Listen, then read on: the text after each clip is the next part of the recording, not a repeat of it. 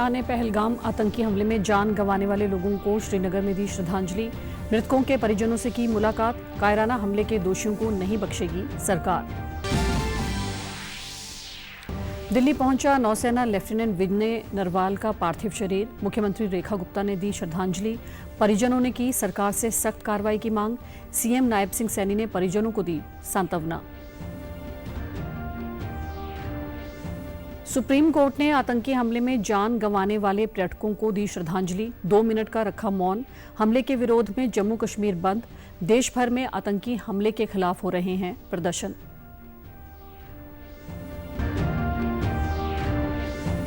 और कृषि मंत्री श्याम सिंह राणा ने अंबाला छावनी की अनाज मंडी का किया औचक निरीक्षण। किसानों से की बातचीत। कहा, गेहूं की खरीद व उठान कार्य सुचारू रूप से जारी।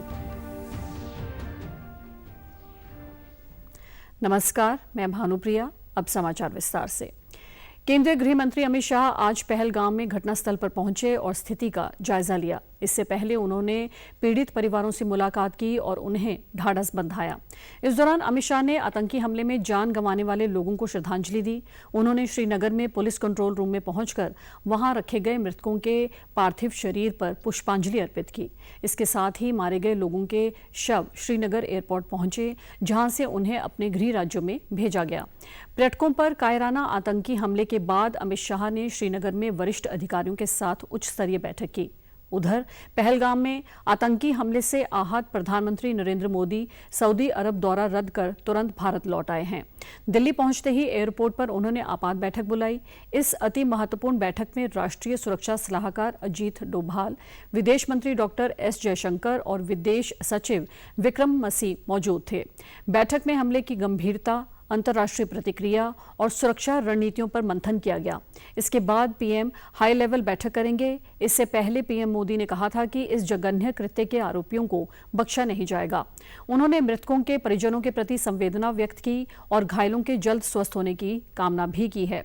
जम्मू कश्मीर के अनंतनाग जिले के पहलगाम जिले में कल हुए इस आतंकवादी हमले में 2 विदेशियों सहित 26 पर्यटकों की मौत हो गई है।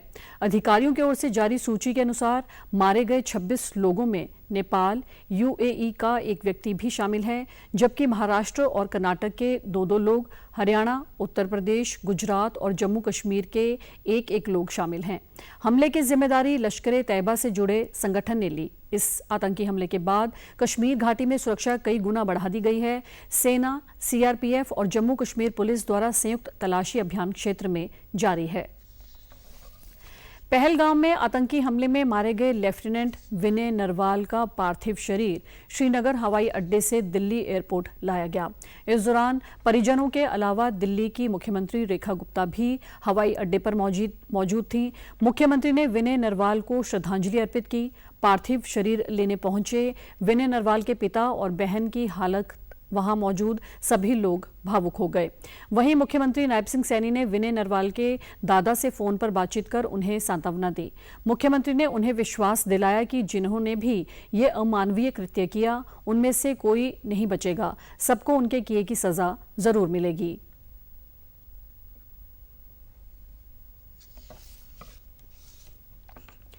जम्मू कश्मीर के पहलगाम में आतंकवादियों के हमले में जान गंवाने वाले 26 सैलानियों में करनाल जिले के भूसली गांव निवासी नौसेना अधिकारी विनय नरवाल भी थे।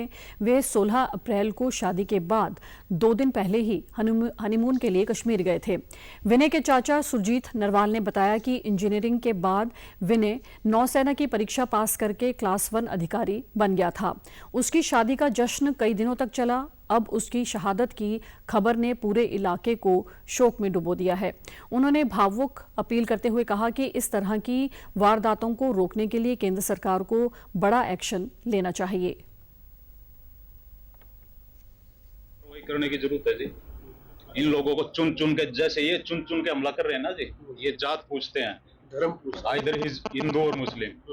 क्या कायरता है जी, मैं मतलब बताना चाहता हूँ आपको। ऐसे ही इनको चुन चुन के खत्म करने की जरूरत है जहां भी ये लोग बैठे हुए हैं। अब विनय बहुत जेंटल लड़का जी, बहुत समझदार, अपने बड़ों की इज्जत करने वाला, पैर छू के नमस्ते करता था जी। बस बेटा था, हाँ इकलौता बेटा था जी। एक सिस्टर है छोटी। इतना जहर इन लोगों ने जो उगला है सर, वहाँ इसका रिप्लाई देने के लिए मैं तैयार हूँ। घटना की सूचना मिलते ही विधानसभा अध्यक्ष हरविंदर कल्याण विनय के आवास पर पहुंचे और परिजनों से मुलाकात की। इस दौरान उन्होंने कहा कि जो हत्याकांड कश्मीर में हुआ है उसकी पूरी दुनिया निंदा कर रही है। यह विषय अति गंभीर है और सरकार द्वारा इस पर सख्त कदम उठाए जाएंगे। दुख की घड़ी में हरियाणा सरकार और हम सब परिवार के साथ हैं। जो पर्यटक के रूप में वहां पर थे, उनके ऊपर हमला करना, उनकी हत्या करना, आज इसकी भर्त्सना पूरी दुनिया कर रही है। और इस बीच में जो हमारे क्षेत्र का हमारा बच्चा था विनय, जो हमारा गौरव भी था, जो नेवी में कार्यरत थे, उनकी भी इसके अंदर जो हत्या हुई है, उनकी शहादत, और इसी प्रकार से जो भी नागरिक मारे गए, ये हमला केवल उन नागरिकों पे नहीं है, उन पर्यटकों पे नहीं है, ये पूरे देश के ऊपर हमला है। और ये विषय इतना गंभीर है कि इसको सरकार भी बहुत गंभीर है इस विषय में, और सख्त कदम इसमें उठाए जाएंगे। सुप्रीम कोर्ट ने आतंकी हमले में जान गंवाने वाले पर्यटकों को श्रद्धांजलि अर्पित की है। इस दौरान 2 मिनट का मौन भी रखा गया। हमले के विरोध में जम्मू कश्मीर सहित देश भर में इस आतंकी हमले के खिलाफ प्रदर्शन हो रहे हैं। जम्मू कश्मीर के जम्मू संभाग में आज पूर्ण बंद है। पहलगाम पर्यटन स्थल में हुई हत्याओं के विरोध में सभी क्षेत्रों के संगठनों ने बंद का समर्थन किया है। आकाशवाणी जम्मू संवाददाता ने बताया है कि पूरे प्रदेश में लोग न्याय की मांग करते हुए विरोध प्रदर्शन कर रहे हैं। जम्मू में विभिन्न सामाजिक, राजनीतिक और व्यापारिक संगठन सड़कों पर उतर आए हैं। शांति और व्यवस्था सुनिश्चित करने के लिए संवेदनशील क्षेत्रों में अतिरिक्त पुलिस और अर्धसैनिक बलों की तैनाती की गई है। बाजार, दुकानें और परिवहन सेवाएं बंद हैं। जनजीवन ठप हो गया है। जम्मू शहर में अधिकांश दुकानें, ईंधन स्टेशन और अन्य व्यावसायिक प्रतिष्ठान बंद हैं। केवल आवश्यक वस्तुओं की दुकानें खुली रहीं। खुद अपनी जान निछावर करना चाहते हैं। हम पुरअमन एहतजाज कर रहे हैं। हमारे टूरिस्टों का, हमारे मेहमानों का जो कत्लेआम हो रहा है, ये नाकाबिल बर्दाश्त है। ये कश्मीरियत के खिलाफ है। वो कश्मीरी के दुश्मन भी है और पूरे इंसानियत के दुश्मन है। ये सारे यहाँ पे जमा हो गए कि उनके खिलाफ कार्रवाई होनी चाहिए और उनको कड़ी से कड़ी सजा होनी चाहिए। और ये हम ऐसे बाय वर्बली बिल्कुल दिल से सच में चाहते हैं, लाइक हम हर कोई अपना अपना काम करे, बट सब कुछ छोड़ के हम यहाँ पे आए इसलिए क्योंकि बहुत जुल्म हुआ है उनके साथ। ये जिनके साथ हुआ, ये हमारी माँ हो सकती, बहन हो सकती थी। We are strongly condemning that.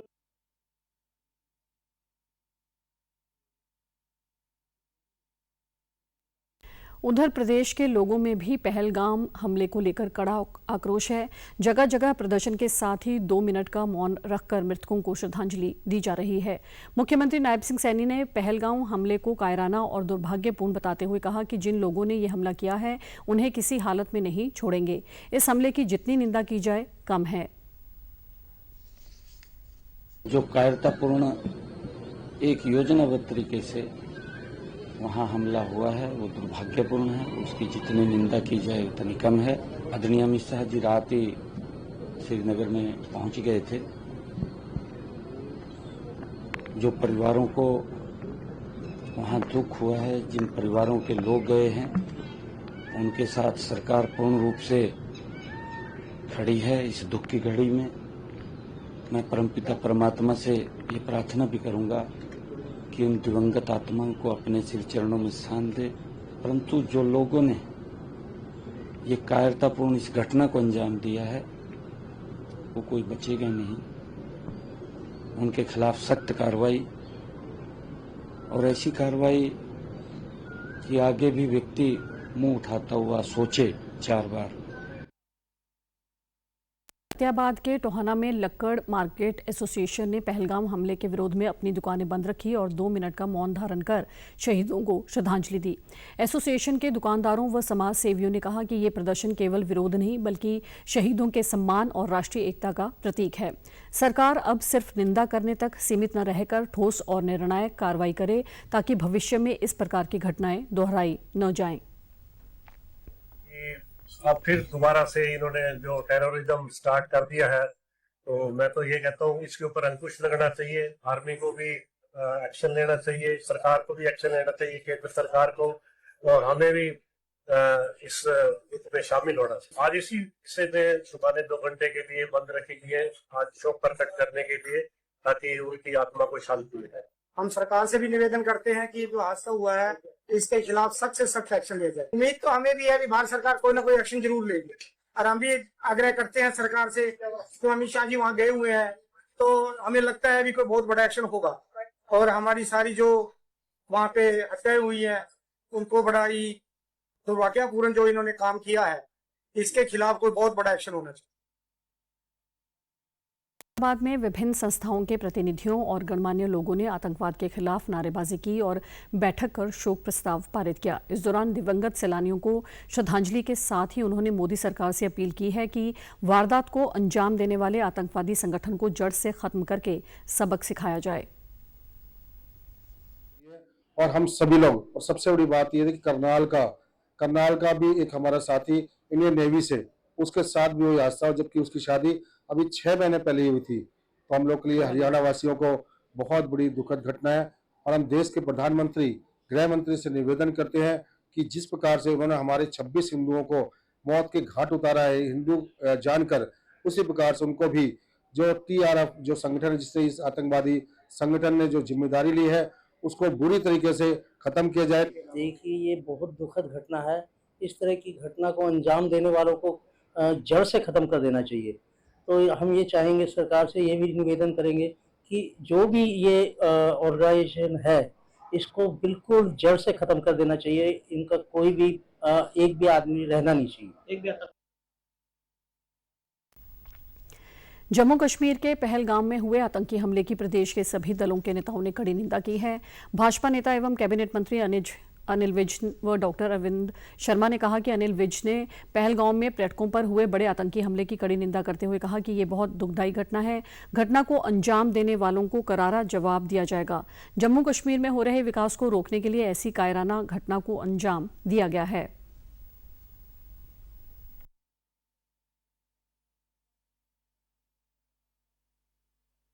देखिए, बहुत दुखदाई घटना है, पर मैं ये बताना चाहता हूँ कि ये अब नरेंद्र मोदी का भारत है।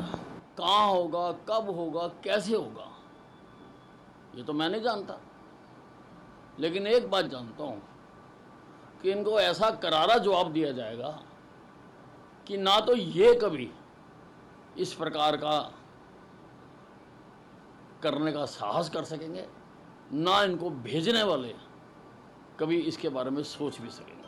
जम्मू कश्मीर की तरफ माननीय मोदी जी के नेतृत्व में बढ़ रहे हैं लोगों का उत्साह बढ़ रहा है। इन चीजों को रोकने के लिए ऐसे कायराना हमले जो है ये करते हैं जो आतंकवादी हैं, और लोग बाग, मैं कहता हूं इसकी जितनी निंदा की जाए वो थोड़ी है। मैं समझ सकता हूं कि सरकार जो है, हमारे LG साहब जो वहां पर है, सरकार जो है कोई कसर नहीं छोड़ेगी। केंद्र सरकार और LG साहब की नेतृत्व में जबरदस्त कार्रवाई होगी, दोषी को कड़ी से कड़ी सजा दोषी को मिले। वहीं कांग्रेस नेता भूपिंदर सिंह हुड्डा ने कहा कि पहलगाम में हुए आतंकी हमले ने हम सभी देशवासियों की अंतरात्मा को झकझोर दिया है। करनाल निवासी नेवी लेफ्टिनेंट विनय नरवाल की इस क्रूर हमले में जान चली गई। लेफ्टिनेंट विनय नरवाल को भावभीनी श्रद्धांजलि और परिवारजनों के प्रति गहरी संवेदनाएं। निहत्थे व निर्दोष नागरिकों की जान लेने वाले हैवानों को देश की सेना जल्द ही मुंहतोड़ जवाब देगी। पूरा देश आतंकवाद के खिलाफ एकजुट है। कांग्रेस सांसद दीपेंद्र सिंह हुड्डा व कुमारी सैलजा ने पहलगाम में पर्यटकों पर किए गए आतंकी हमले की कड़ी निंदा की है। भारत सरकार को आतंकवादियों को मुंहतोड़ जवाब देना चाहिए, ऐसी देश अपेक्षा कर रहा है। पिछले चंद वर्षों में, पिछले 2-3 वर्षों में हम देख रहे हैं कि नए क्षेत्र तक आतंकवाद, जम्मू के नजदीक वाले जिलों के अंदर भी आतंकवाद की घटनाएं आ रही हैं, वैली के साथ साथ। तो ये एक नया ट्रेंड दिखाई दे रहा है। इसको लेकर भारत सरकार को मैं समझता हूं कि भारत सरकार मुंह तोड़ जवाब दे। सरकार को विशेष ध्यान देना पड़ेगा कि जम्मू कश्मीर में अभी भी शांति क्यों नहीं आ पा रही, क्यों नहीं ये काबू कर पा रहे हैं। हमारे जवान जाते हैं, आतंकियों का तो कड़ा मुकाबला होना चाहिए और कर रहे हैं, लेकिन इसको सरकार को और ज्यादा गंभीरता से लेना होगा कि कैसे वहां पर आम लोग भी बचें और हमारी फोर्सेस भी, बहादुर फोर्सेस भी वहां पर अपनी दिखाएं कि भाई कैसे हमारे जवान इस तरह से बार बार, जो अभी भी हम जाकर आए, एक जवान सियाचिन पर जो चले गए, जिनकी जान चली गई, उसको हम एक बहुत ही शांति में रहने वाला सूबा बनाए। ये तो सरकार को करना पड़ेगा ना कुछ। जेजीपी नेता दुष्यंत चौटाला व इनेलो नेता अभय सिंह चौटाला ने भी पहलगाम की घटना पर गहरा दुख जताया है। उन्होंने कहा है कि ये आतंकी घटना बहुत दुर्भाग्यपूर्ण है और बेकसूर पर्यटकों पर हमला बेहद कायरतापूर्ण हरकत है। उन्होंने हमले में जान गंवाने वाले लोगों को श्रद्धांजलि अर्पित करते हुए घायलों के शीघ्र स्वस्थ होने की कामना की। दुष्यंत ने कहा कि हमें भारतीय सुरक्षा बलों पर पूरा भरोसा है कि हमलावरों को उनके किए की सजा जरूर मिलेगी। उधर प्रदेश के पूर्व कैबिनेट मंत्री डॉक्टर बनवारी लाल ने जम्मू कश्मीर के पहलगाम की घटना को कायरतापूर्ण बताया और कहा कि आतंकवादी किसी भी सूरत में बख्शे नहीं जाएंगे। जम्मू कश्मीर शांति और विकास की ओर बढ़ रहा था, लेकिन आतंकवादी नहीं चाहते कि वहां अमन चैन लौटे। केंद्र सरकार आतंकवादियों को उनकी ही भाषा में जवाब देगी। उधर रेवाड़ी से भाजपा विधायक लक्ष्मण यादव ने पहलगाम की घटना को दुर्भाग्यपूर्ण घटना बताते हुए कहा कि केंद्र की नरेंद्र मोदी सरकार आतंकवादियों को करारा जवाब देगी। पहले भी सर्जिकल स्ट्राइक से आतंकवादियों को करारा जवाब दिया गया था। मैं इस दुखद घटना पर अपना खेद प्रकट करता हूं और ये बहुत ही कायरापूर्ण हरकत है और इसकी जितनी भी निंदा की जाए उतनी ही कम है।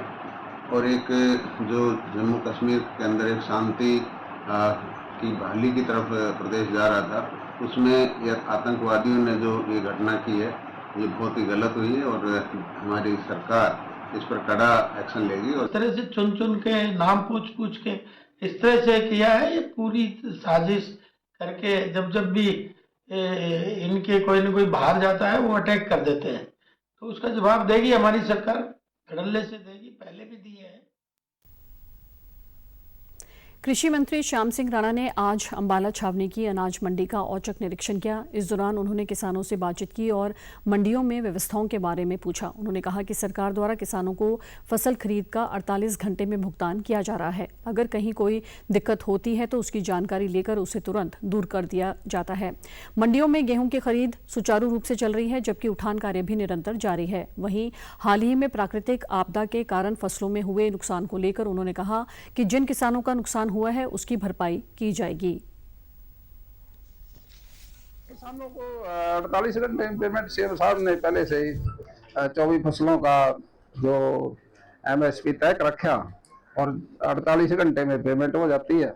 कोई दिक्कत कहीं हो तो हम उसकी जानकारी लेते हैं, उसको दूर कर देते हैं। हाँ, नुकसान इस बार खेती जो है ना, ये खुले आसमान में होती है, इंडोर तो है नहीं। प्रकृति प्रकोप तो आते रहते हैं, और लेकिन जो नुकसान होता है ना प्रकृति की तरफ से, तो सरकार उसकी भरपाई करती है। इस बार तो 1 एकड़ की रिपोर्ट अब तक आई है सरकार के पास, और कुछ पोली हाउस भी जले हैं और कुछ पशुओं का नुकसान हुआ, वो सब। मुख्यमंत्री नायब सिंह सैनी ने किसान हित में एक और बड़ा फैसला लेते हुए अधिकारियों को निर्देश दिए हैं कि अब तक जिन गांवों में चकबंदी नहीं हुई है, उन गांवों के किसानों की फसल मेरी फसल मेरा ब्यौरा पोर्टल की बजाय ऑफलाइन माध्यम से खरीदी जाए। उन्होंने ये निर्देश कल चंडीगढ़ में खाद्य नागरिक आपूर्ति एवं उपभोक्ता मामले विभाग की समीक्षा बैठक की अध्यक्षता करते हुए दिए। बैठक में खाद्य नागरिक आपूर्ति एवं उपभोक्ता मामले राज्य मंत्री राजेश नागर भी उपस्थित रहे। सीएम ने कहा कि किसानों को किसी प्रकार की दिक्कत नहीं आने दी जाएगी। हमारी सरकार लगातार किसानों के हित में काम कर रही है। वर्तमान में जिन गांवों में चकबंदी नहीं हुई है, उन गांवों का मेरी फसल मेरा ब्यौरा पोर्टल पर डाटा न होने के चलते वहां के किसानों को फसल बेचने में परेशानी हो रही थी। इस पर संज्ञान लेते हुए अब सरकार ने निर्णय लिया है कि पोर्टल की बजाय इन गांवों में ऑफलाइन माध्यम से खरीद करवाई जाएगी। इसके अलावा बैठक में मुख्यमंत्री को जानकारी दी गई कि हर घर हर गृहिणी योजना के तहत 17.4 लाख महिलाओं ने पंजीकरण करवाया है। मुख्यमंत्री ने अधिकारियों को निर्देश दिए कि उज्ज्वला स्कीम और बीपीएल परिवारों का डाटा घर घर जाकर वेरीफाई किया जाए। इसके अलावा उपभोक्ताओं की सुविधा के लिए एलपीजी सिलेंडरों के लिए डिपो पर गैस कंपनियों द्वारा शिविर लगाए जाएं। एक राष्ट्र एक चुनाव विषय पर इंडियन मेडिकल एसोसिएशन द्वारा करनाल के कल्पना चावला मेडिकल कॉलेज सभागार में कल एक संगोष्ठी का आयोजन किया गया, जिसमें केंद्रीय कृषि मंत्री शिवराज सिंह चौहान ने बतौर मुख्य अतिथि शिरकत की। प्रदेश के कृषि मंत्री श्याम सिंह राणा एवं भाजपा प्रदेश अध्यक्ष मोहन लाल बड़ौली भी इस अवसर पर विशेष रूप से मौजूद रहे। केंद्रीय मंत्री ने कहा कि बार बार चुनाव होने से समय और धन दोनों की बर्बादी होती है। इतना ही नहीं, लोकसभा और विधानसभा के अलग अलग चुनाव होने से विकास परियोजनाएं भी रुक जाती हैं। इन सब समस्याओं से निजात पाने के लिए एक राष्ट्र एक चुनाव विषय पर सभी राजनीतिक दलों के साथ साथ आम जनता को अपनी सहमति जतानी चाहिए, तभी चुनावी खर्चों पर होने वाले हजारों करोड़ रुपयों की राशि को बचाया जा सकता है।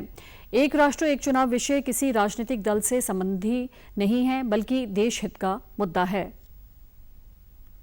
विकल्प लिया है कि एक राष्ट्र एक चुनाव संविधान में संशोधन करके किया जाना चाहिए। देश की प्रगति और विकास में और जन कल्याण में बार बार चुनाव जो होते हैं देश में वो एक बाधा बन गए। आज समय की मांग है कि ये बार बार चुनाव समाप्त किए जाएं। 1967 तक एक साथ ही लोकसभा विधानसभा के चुनाव होते थे। संविधान में संशोधन किया जाए और लोकसभा और विधानसभा के चुनाव एक साथ हों। एक साथ चुनाव में 5 साल दत्तचित्त होकर देश के लिए काम करेंगे। देश के लिए बड़े फैसले लेने में आसानी होगी, राज्यों के लिए बड़े फैसले लेने में आसानी होगी। प्रदेश अध्यक्ष मोहन लाल बड़ौली ने कहा कि एक राष्ट्र एक चुनाव देश भर में लागू होना चाहिए, यह देश और लोगों की जरूरत है। वहीं पहलगाम में हुई आतंकवादी घटना पर उन्होंने कहा कि इस तरह की घटनाएं जब भी होती हैं, हमारी सेना और सुरक्षा बल उनका मुंह तोड़ जवाब देते हैं। देश की जरूरत है, देश के लोगों की जरूरत है और देश के लोगों ने इस भावना को समझने का बहुत बड़ा अभियान देश में चलेगा और एक एक वोटर इस पक्ष में रहेगा कि एक देश के अंदर एक ही बार चुनाव हो। और हरियाणा पुलिस द्वारा साइबर अपराध पर नियंत्रण के लिए शुरू की गई मिशन मोड अप्रोच के उल्लेखनीय परिणाम सामने आए हैं। पिछले 2 वर्षों में प्रदेश में न केवल साइबर ठगी के मामलों में भारी कमी आई है, बल्कि रिकवरी, गिरफ्तारी और तकनीकी कार्रवाई में भी अभूतपूर्व सफलता हासिल की गई है। मार्च 2024 में जहां साइबर अपराधियों द्वारा प्रदेशवासियों से कुल 107.86 करोड़ रुपए की ठगी की गई थी, वहीं मार्च 2025 में ये आंकड़ा घटकर 40.86 करोड़ रुपए रह गया है। इस प्रकार हरियाणा में साइबर अपराध से जुड़ी ठगी की राशि में 62% की रिकॉर्ड गिरावट दर्ज की गई है। इसके लिए पुलिस महानिदेशक शत्रुजीत कपूर ने हरियाणा साइबर पुलिस की टीम को बधाई दी है, जिन्होंने साइबर अपराधियों के नेटवर्क को तोड़ने के लिए पूरे समर्पण भाव से कार्य किया और इसे मात्र अपनी ड्यूटी न मानते हुए 24 घंटे मिशन मोड में उत्तरदायित्वों का निर्वहन किया।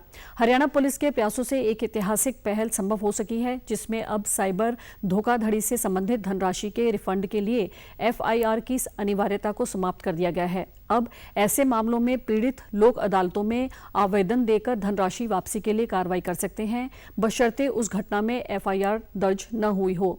इस बदलाव से हरियाणा देश का पहला राज्य बन गया है जिसने कानूनी प्रक्रिया के माध्यम से पीड़ितों को FIR के बिना रिफंड दिलवाने की शुरुआत की है।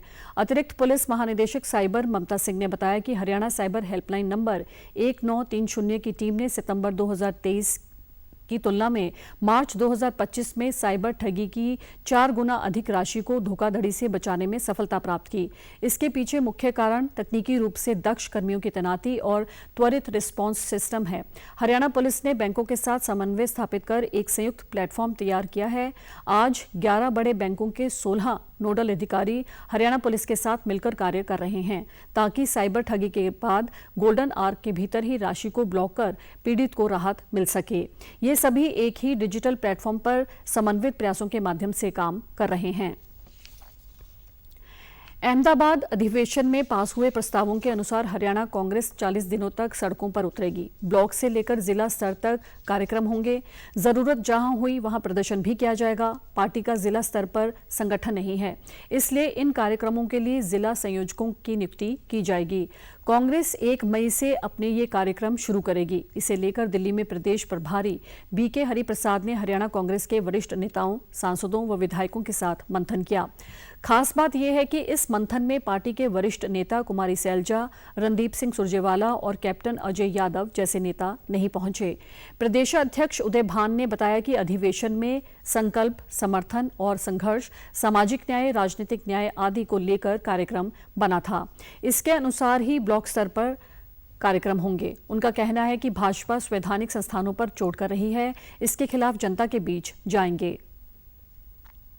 40 दिन का प्रोग्राम रखा गया है। जो अहमदाबाद में हमारा एआईसीसी का अधिवेशन हुआ था, उसमें न्याय पथ जो कार्यक्रम उसमें आया था, जो वहां पर अप्रूव किया था, उसमें संकल्प, समर्पण और संघर्ष के नाम से जो इस समय जो चाहे वो सामाजिक न्याय है, चाहे आर्थिक न्याय है। बैठक में अगला कार्यक्रम जो अहमदाबाद में वर्किंग कमेटी ने फैसला किया था, पहले जिलों पे करेंगे, फिर असेंबली वाइज करेंगे, फिर घर घर कार्यक्रम करेंगे। मुख्यमंत्री नायब सिंह सैनी ने प्रदेश में औद्योगिक विकास को बढ़ावा देने के लिए जिला झज्जर में हरियाणा का पहला मेडिकल लिक्विड ऑक्सीजन प्लांट तथा अंबाला में कैप्टिव सोलर पावर प्लांट की स्थापना के लिए मैसर्स वायु प्रोडक्ट्स प्राइवेट लिमिटेड को 37 करोड़ 68 लाख रुपए के विशेष प्रोत्साहन पैकेज को स्वीकृति प्रदान की है। कल चंडीगढ़ में सीएम की अध्यक्षता में आयोजित की गई हरियाणा उद्यम प्रोत्साहन बोर्ड की 17वीं बैठक के दौरान ये स्वीकृति प्रदान की गई। इस परियोजना के लिए विशेष प्रोत्साहन पैकेज को मुख्यमंत्री के प्रधान सचिव की अध्यक्षता में कार्यकारी अधिकार प्राप्त समिति की सिफारिश के आधार पर HEPV द्वारा अनुमोदित किया गया है।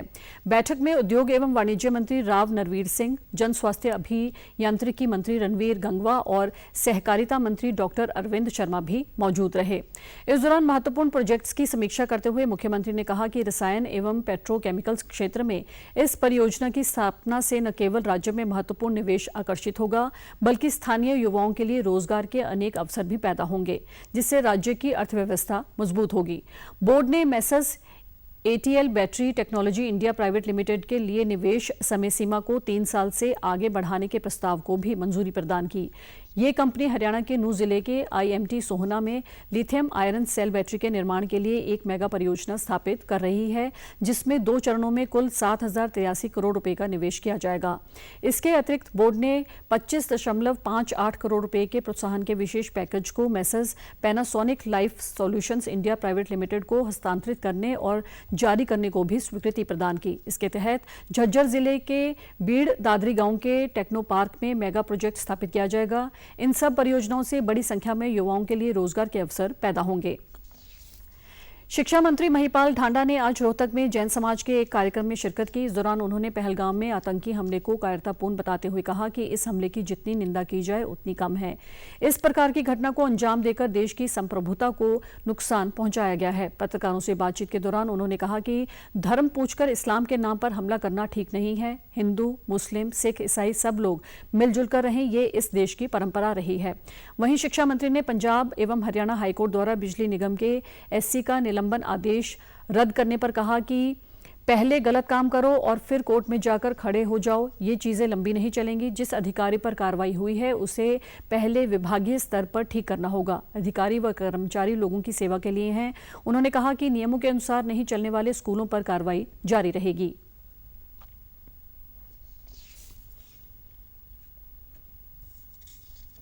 बहुत कायरतापूर्ण काम किया है, जितनी निंदा की जाए उतनी कम है। मगर ये बोल रहे हैं कि अब कमजोर नहीं मजबूत राजनीतिक सोच देश में है। माननीय प्रधानमंत्री जी ने कड़ा संदेश दिया है कि कोई भी हो बख्शे नहीं जाएंगे।